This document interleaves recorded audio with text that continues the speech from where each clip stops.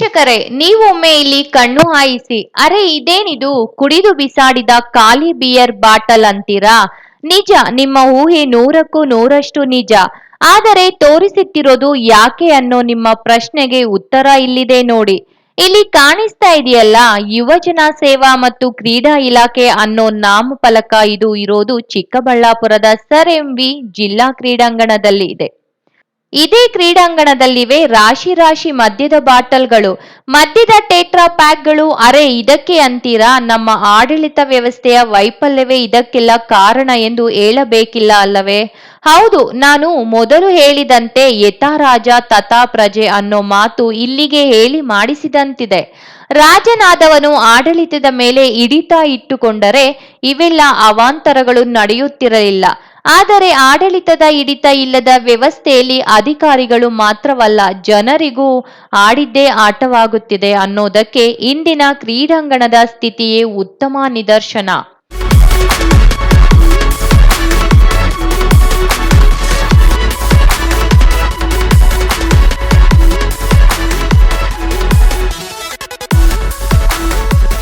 ಜನಪ್ರತಿನಿಧಿಗಳು ಅಧಿಕಾರದ ಮೋಹದಲ್ಲಿರುವಾಗ ಅಧಿಕಾರಿಗಳು ನಿರ್ಲಕ್ಷ್ಯದ ಹಾದಿಯಲ್ಲಿರುತ್ತಾರೆ, ಜನರು ಅಡ್ಡದಾರಿಯಲ್ಲಿ ಸಾಗುತ್ತಾರೆ. ಅದೇ ಇಲ್ಲಿಯೂ ಆಗಿದೆ. ನೀವು ನೋಡುತ್ತಿರೋ ಈ ಚಿತ್ರಣ ಚಿಕ್ಕಬಳ್ಳಾಪುರದ ಸರ್ ಎಂವಿ ಜಿಲ್ಲಾ ಕ್ರೀಡಾಂಗಣದಲ್ಲಿನ ದೃಶ್ಯಗಳು. ದೀಪಾವಳಿ ಹಬ್ಬದ ಪ್ರಯುಕ್ತ ಪಟಾಕಿ ಅಂಗಡಿಗಳನ್ನು ತೆರೆಯಲು ಕ್ರೀಡಾಂಗಣದಲ್ಲಿ ಅನುಮತಿ ನೀಡಲಾಗಿತ್ತು.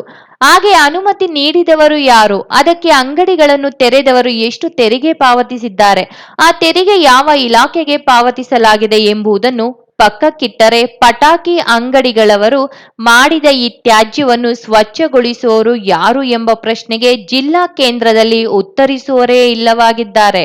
ಪಟಾಕಿ ಅಂಗಡಿಗಳನ್ನು ತೆರೆದಿದ್ದು ಪಟಾಕಿ ಅಂಗಡಿಗಳವರೋ ಇಲ್ಲವೇ ಅವರ ಹೆಸರಿನಲ್ಲಿ ಇತರೆ ನಾಗರಿಕರೋ ಗೊತ್ತಿಲ್ಲ. ಕ್ರೀಡಾಂಗಣದಲ್ಲಿ ಕುಳಿತು ಕುಡಿದರೂ ಮದ್ಯದ ಬಾಟಲ್ಗಳು ಇಡೀ ಕ್ರೀಡಾಂಗಣದ ತುಂಬಿವೆ. ಪಟಾಕಿ ಅಂಗಡಿಗಳನ್ನು ತೆರೆದಿದ್ದು ಪಟಾಕಿ ಅಂಗಡಿಗಳವರೋ ಇಲ್ಲವೇ ಅವರ ಹೆಸರಿನಲ್ಲಿ ಇತರೆ ನಾಗರಿಕರೋ ಗೊತ್ತಿಲ್ಲ.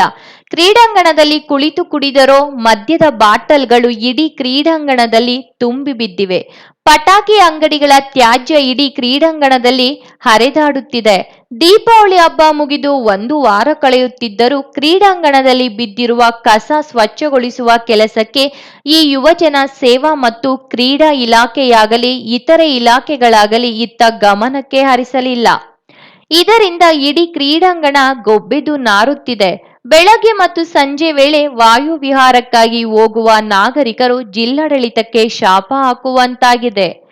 ಇವತ್ತಿನ ಈ ಒಂದು ಸುದ್ದಿಗೋಷ್ಠಿ ಏನಂದರೆ, ಈ ದೀಪಾವಳಿಯ ಹಬ್ಬದ ಆಚರಣೆ ಸಂದರ್ಭದಲ್ಲಿ ನಮ್ಮ ಚಿಕ್ಕಬಳ್ಳಾಪುರ ಜಿಲ್ಲಾ ಕೇಂದ್ರದಲ್ಲಿ ಸಂಪೂರ್ಣವಾಗಿ ಮಾನ್ಯ ಸರ್ವೋಚ್ಚ ನ್ಯಾಯಾಲಯದ ಆದೇಶವನ್ನು ಸುಮಾರು 1ರಿಂದ 54 ಪುಟಗಳ ಒಂದು ಸುದೀರ್ಘ ಒಂದು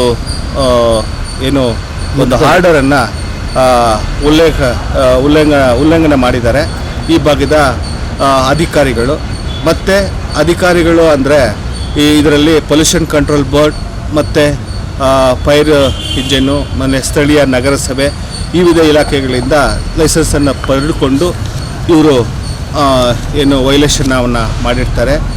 ಸಂಪೂರ್ಣವಾಗಿ ಈ ಆರ್ಟಿಕಲ್ 2015 2015ರಲ್ಲಿ ಒಂದು ಸರ್ವೋಚ್ಚ ನ್ಯಾಯಾಲಯ ಈ ಪಟಾಕಿಗಳನ್ನು ಯಾವ ರೀತಿ ಸುಡಬೇಕು, ಯಾವ ರೀತಿ ನಿಯಮಗಳನ್ನು ಪಾಲನೆ ಮಾಡಬೇಕಂತೇಳಿ ಸುಮಾರು 5 ನಿಯಮಗಳ ಮೇಲೆ ಈ 1ರಿಂದ 54 ಪುಟಗಳ ತೀರ್ಪನ್ನು ಸರ್ವೋಚ್ಚ ನ್ಯಾಯಾಲಯ ನೀಡಿದೆ. ಆದರೆ ಸಂಪೂರ್ಣವಾಗಿ ವಿಫಲವಾಗಿ ಮತ್ತು ಮಾನವ ಕುಲಕ್ಕೂ ಮತ್ತು ಪ್ರಾಣಿ ಪಕ್ಷಿ ಕುಲಕ್ಕೂ ಇಲ್ಲಿಂದ ಸುಮಾರು ಅವರಿಗೆ ಶಬ್ದ ಮಾಲಿನ್ಯ ಉಂಟಾಗಿರೋದ್ರಿಂದ ಕೂಡಲೇ ಈಗ ನಗರಸಭೆಯಲ್ಲಿ ಪರ್ಮಿಷನ್ನ ತಗೊಂಡು ಅಂಗಡಿಗಳ ಮಾಲೀಕರ ವಿರುದ್ಧ ಕ್ರಿಮಿನಲ್ ಕೇಸನ್ನು ಮೊಕದ್ದಮೆ ಹೂಡಬೇಕಂತೇಳಿ ತಮ್ಮ ಮುಖಾಂತರ ಸಾರ್ವಜನಿಕವಾಗಿ ಪ್ರಕಟಿಸ್ತಾ ಇದ್ದೀವಿ.